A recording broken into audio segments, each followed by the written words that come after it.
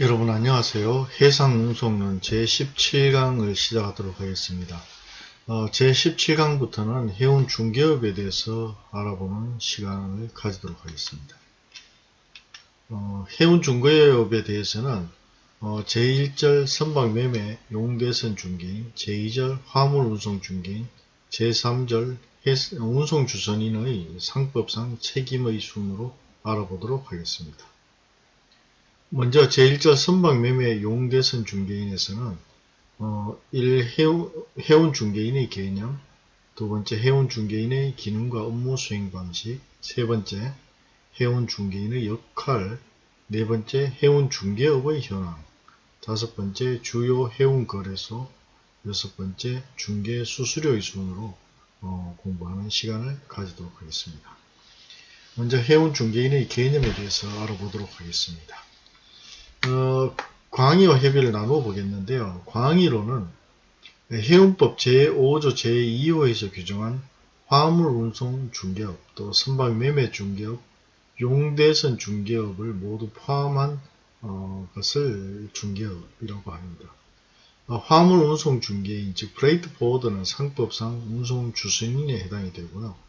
선박매매 중개인은 S&P 브로커라고 하는데 상법상의 중개인이 해당이 되고, 용대선 중개인 차터링 브로커는 상법상 역시 중개인에 해당이 된다. 이렇게 개념을 정립할 수 있겠습니다. 좁은 의미로 보면은 협의의 해운 중개인은 선박매매 용대선을 중개하는 사업을 하는 자를 얘기하는데요. 선박매매 중개인 S&P 브로커, 용선 중개인 차터링 브로커, 또 선박금융 중개인 파이낸싱 브로커, 또 운임 선물 중개인, FFA 브로커 등을 우리가 해운 중개인이다. 이렇게 볼 수 있겠습니다. 다음은 해운 중개인의 기능과 업무 수행 방식에 대해서 알아보도록 하겠습니다. 주요 역할로는 최적의 비즈니스 서비스를 제공하고 양질의 정보를 수집하고 사업 모델을 개발하고 원만한 영업 환경을 조성하며 선박 소유자와 용선자 등의 업무를 보조하는 것이 주요 업무입니다. 쉽게 얘기하면은 해운 중개인이 어찌 보면 해운에 있어서 오늘날 국제화된 해운에 있어서는 핵심적인 역할을 한다 이렇게 볼 수 있습니다. 우리가 이제 해운에서 하드웨어적으로 볼 때는 선박을 운항하는 선박 운항인, 즉 선박회사가 중심이 되어 있습니다만, 이러한 선박회사의 영업활동의 대부분, 상당 부분은 이러한 해운 중개인에 의해서 비즈니스가 이루어진다고 볼 수 있습니다. 그래서 해운의 발전 단계에서 봤을 때는 우리나라도 세계 한 5위, 6위 정도의 선봉량을 가지고 있는 거대한 해운 국가이긴 하지만은 이 수익은 대부분 영국의 런던이라든지 싱가포르 같은 해운 비즈니스가 이루어지는 국가에서 비즈니스가 이루어지기 때문에 수익이 이제 창출이 된다고 볼 수 있습니다. 그래서 선봉량의 유지만큼 선봉량을 많이 확보하는 것 이상으로 이러한 해운 비즈니스가 이제 활발하게 이루어져야 되는데, 이러한 해운 비즈니스는 대부분 브로커, 즉 해운 중개인을 통해서 이루어진다 이렇게 볼 수가 있겠습니다. 그래서 이러한 해운 브로커, 즉 쇼핑 브로커들은 해운 산업에서 어떤 비즈니스가 이루어질 수 있는 최적의 서비스를 제공해야 될 것이고요. 또 결국은 화물의 창출과 수요 공급에 대한 여러 가지 양질의 정보를 수집해서 이런 정보를 많이 가지고 있는 중개인이 되어야 경쟁력이 있다 이렇게 볼 수 있겠고요. 또 꾸준한 끊임없는 사업 모델을 개발함으로써 이러한 모델을 모델을 제공하는 서비스를 통해서 결국 선박회사와 화주의 양자의 만족을 가져올 수 있다 이렇게 볼 수 있겠고요. 또 이러한 선박회사의 원만한 영업 환경을 조성하는데도 큰 역할을 하고 있습니다. 결과적으로는 선박 소유자나 용선자 등의 업무를 보조하는 역할이긴 한데 오히려 비즈니스를 주도한다 이렇게 볼 수 있습니다. 시장 상황에 대해서도 전문적으로 이것을 분석하고 정보를 가지고 있어야 되는데요. 중개인별로 특정한 시장이나 시장의 한 부분을 전문적으로 특화해서 중개하는 것이 일반적입니다. 그래서 용선 중개 또는 S&P 중개, S&P 중개에서도 예를 들어서 그 조선소를 대변하는 중개인 또는 선사를 대변하는 중개인, 아니면 유조선 전문, 아니면 벌크선 전문, 이런 식으로 이제 특화가 되어 있는 거죠. 용대선 중개에서 선주와 용선자는 각자의 중개인을 지정하고 양자는 대리인인 해운 중개인을 통해서 협상을 하게 됩니다. 그래서 벌크선 시장, 이중갑판선 시장, 이러한 그 시장별로 각각 도급계약을 통해서 중개를 하게 됩니다. 선주 측 해운 중개인과 용선자 측 해운 중개인을 연결해주는 역할만 하는 제3의 해운 중개인도 존재하고 있습니다. 이때 이제 중개인은 위임 계약을 통해서 중개 활동을 한다, 이렇게 보겠습니다. 다음은 해운 중개인의 역할에 대해서 알아보겠습니다. 자신의 고객인 선주나 용선자에게 지속적으로 정보를 제공해야 됩니다. 시장을 개척하고 또 가능성 있는 화물을 제시해주고 선적 가능성이 있는지 없는지 이러한 시장 조사 등을 철저히 해서 자기의 고객에게 지속적으로 정보를 제공해야 되는데요. 제가 알고 있는 이제 세계적인 어떤 브로커는 그 처음 브로커를 시작할 때 아주 단기간에 세계적인 브로커로 성장을 했는데요. 가장 세계에서 많은 선박을 보유하고 있는 선주에게 자기에게 이제 그 일을 좀 주면 좋겠다고 찾아가서 제안을 하니까 이제 처음 시작할 때는 무명이지 않습니까? 잘 그 협조를 해주지 않았는데 그날 이후에 새벽 2시에서 5시 사이에 그 전날 또 오늘의 전망에 대해서 자료를 만들어서 매일 그 아침마다 그 사람이 일어나는 시간에 맞춰서 이메일로 자료 제공을 했다고 합니다. 그래서 한 2년 정도를 계속 자료 제공을 하니까 그 선박의 그 일부에 대해서 그 S&P를 할 수 있도록, 선박을 매매를 할 수 있도록 한번 기회를 줬는데 그것이 잘 이제 그 일을 잘 쳐내면서 그 이후에 그 선주의 그 선박 전량에 대한 그 매매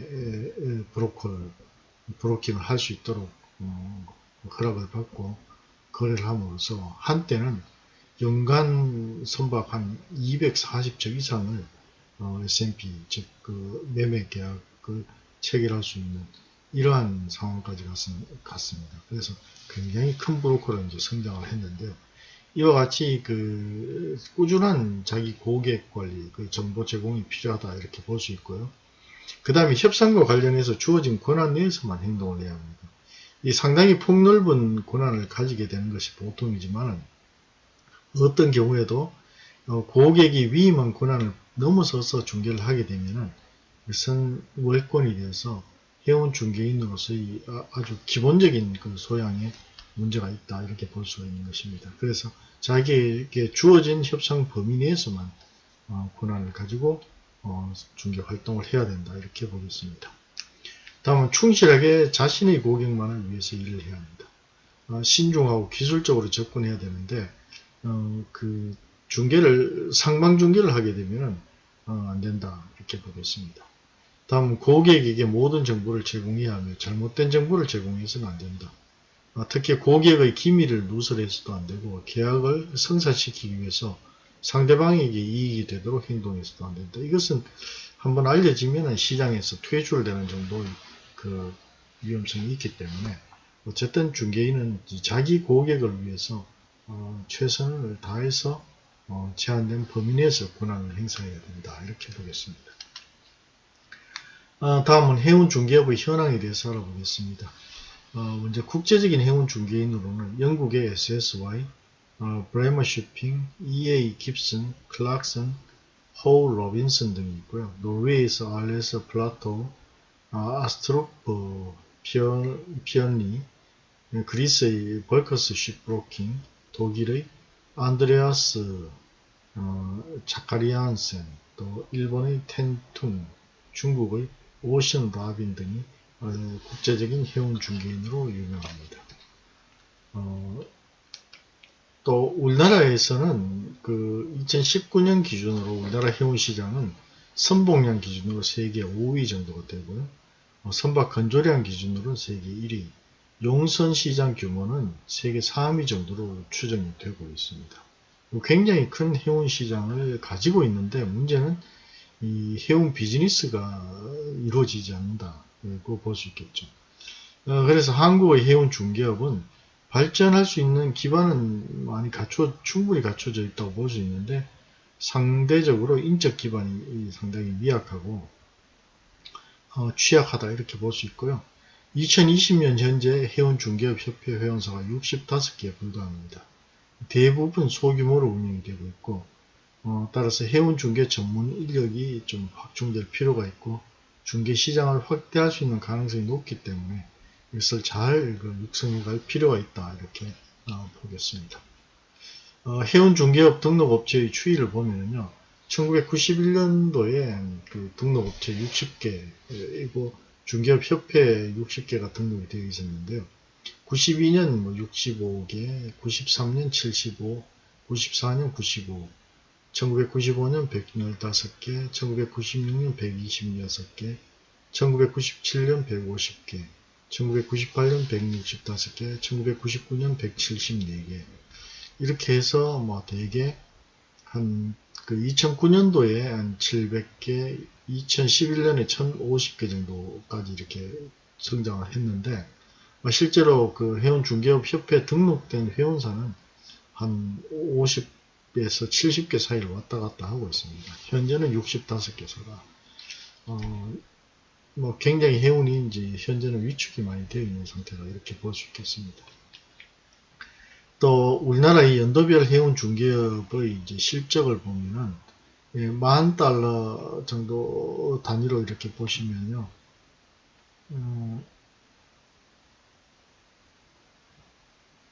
그 1991년도에 화물 선박을 합해서 그 1억 1,453만 달러 정도 수입을 올렸다면은 쭉 요 근처 유지를 하다가 1999년도 1억 2,183만 달러까지 수입을 올렸는데 2000년대 들어오면 좀 줄어듭니다. 4,000에서 3,270만 달러 정도 굉장히 오히려 그 퇴보하고 있는 이런 이제 현상을 보여주고 있습니다. 다음은 주요 해운 거래소에 대해서 알아보도록 하겠습니다. 해운 중개업과 해운 거래소의 관계를 먼저 알아보면요. 세계 각지의 실시간 해운 정보 소통이 굉장히 중요한데 이러한 정보 소통의 중심지 역할을 하는 곳이 해운 거래소다 이렇게 볼 수 있습니다. 그래서 해운 거래소 또는 해운 정보센터라는 것이 이러한 그 해운 거래의 중심이면서 해운 정보의 소통 창구가 되고 있습니다.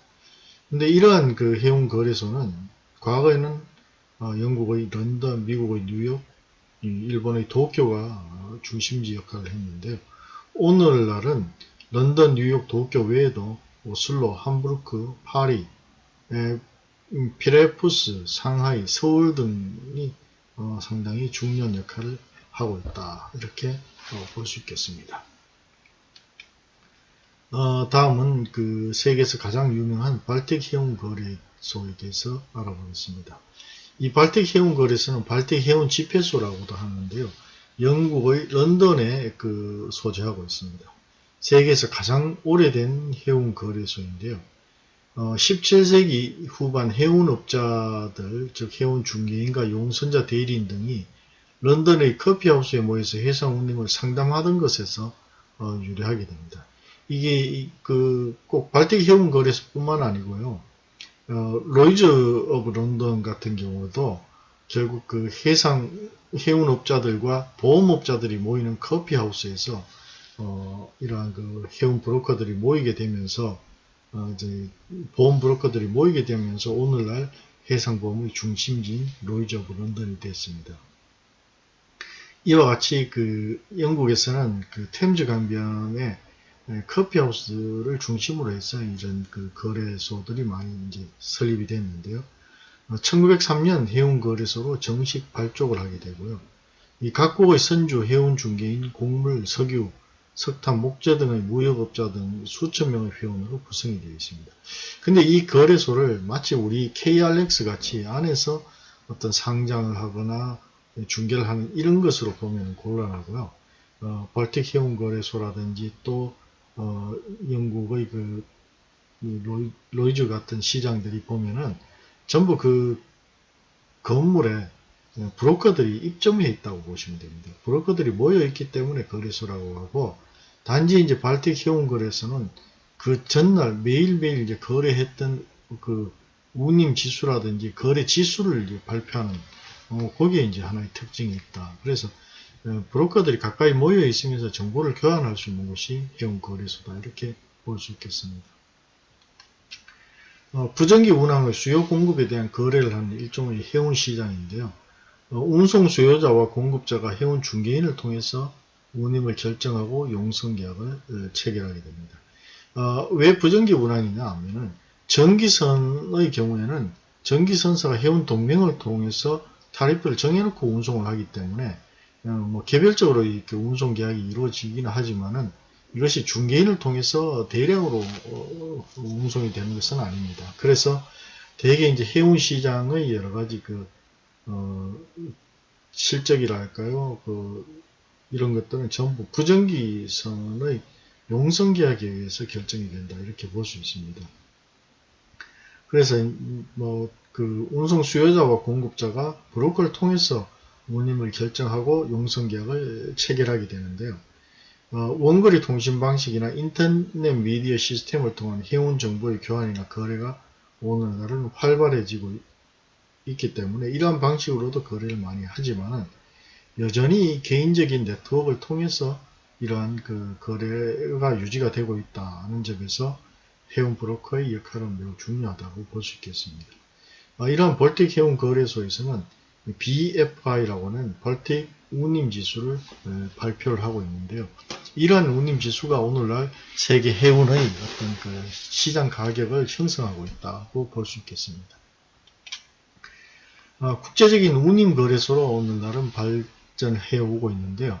발틱 운임지수 BFI를 발표하고 있는데, 이것이 이제 당시의 부정기선 운임의 어떤 기준이 된다고 볼 수 있습니다. 또 1985년부터는 발틱 국제 운임 선물 지수, 지금 이제 용선 계약의 경우에는 선물 거래를 많이 하는데 이런 선물 지수를 발표하고 있고, 또 1990년대는 선물 운임 거래 계약 FFA를 이제 시작을 했습니다. 여기서 선물 운임 거래 계약인 FFA는 선주와 용선자가 석 달 후의 운임 수준을 미리 예상해서 합의한 것인데요. 특정한 양을 기준으로 미리 예상된 운임 수준에서 선주는 운송 서비스를 팔고 용선자는 그 운송 서비스를 사는 것이 운임 선물 거래입니다. 합의된 미래의 날짜에 최종적으로 계산을 하게 되고요.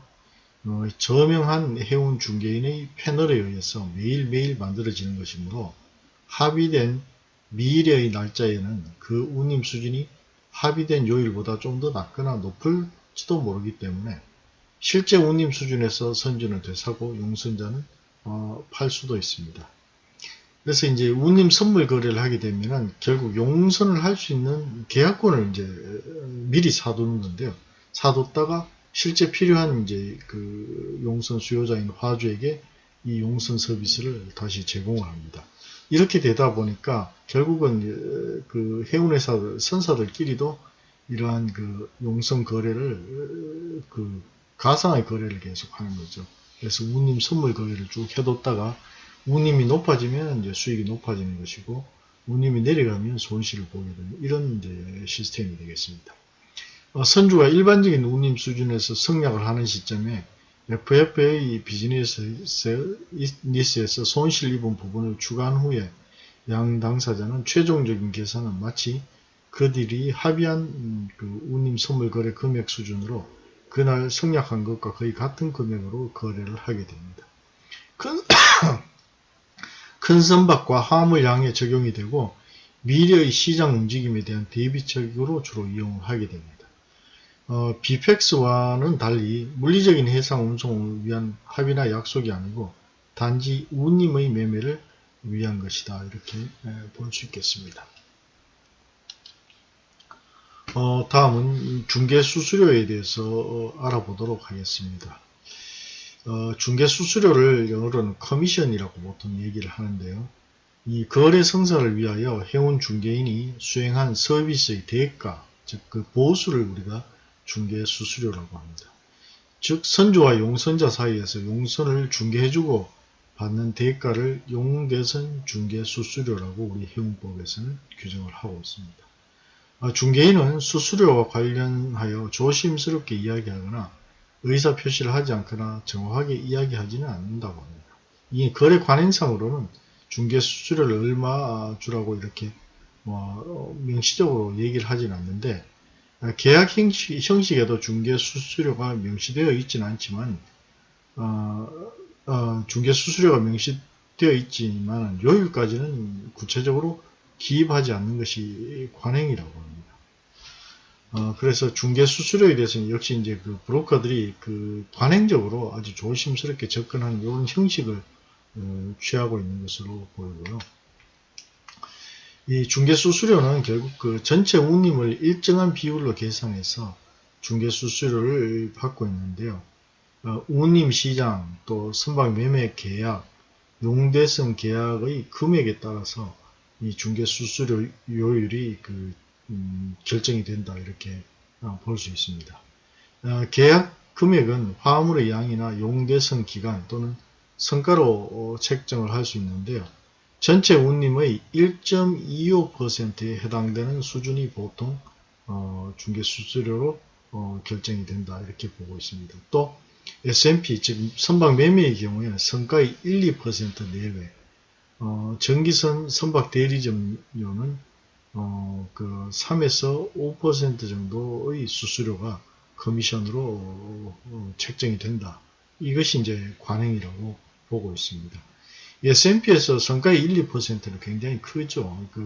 보통 컨테이너선 한 척이 한 1000억 정도 기준을 잡으면은 1% 내지 2%면 한 10억에서 20억 정도 되는데요. 이 브로커가 예를 들어서 이제 그 선주 측의 브로커와 그다음 조선소 측의 브로커가 있다고 보면은 양쪽으로 이제 1%, 1%, 뭐 2%, 2% 하면은 한 각각 1, 20억씩 이렇게 책정이 되니까 S&P 브로커는 한번 거래해서 상당히 많은 수익을 올릴 수 있고요. 전부 사람의 노력에 의해서 이루어지는 것이기 때문에 그 다른 뭐 생산 원가가 들어가는 것은 아니다, 이렇게 볼 수가 있는 것이죠.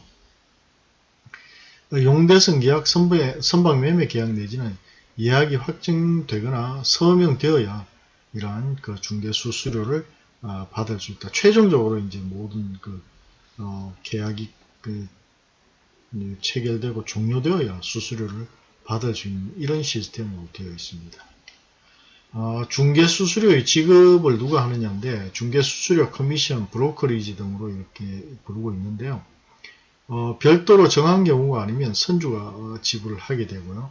계약 전체 금액의 일정 비율로 지급하게 됩니다. 비율은 모든 주문에 명시하여 선주가 알 수 있어야 되고요. 보통 1명의 해운 중개인이 1.25%의 브로커리지를 받는다, 커미션을 받는다고 보면 되고요. 연관된 해운 중개인의 수에 따라서 운임이나 용선료에서 2.5% 내지 3.75% 정도가 중개수수료로 지급이 된다고 합니다. 또 전체 중개수수료에는 에드컴이 항목에 포함되기 때문에 중개수수료만 계산한 비율보다는 높아진다. 이때 에드컴은 최고 5%까지도 가능하다고 합니다.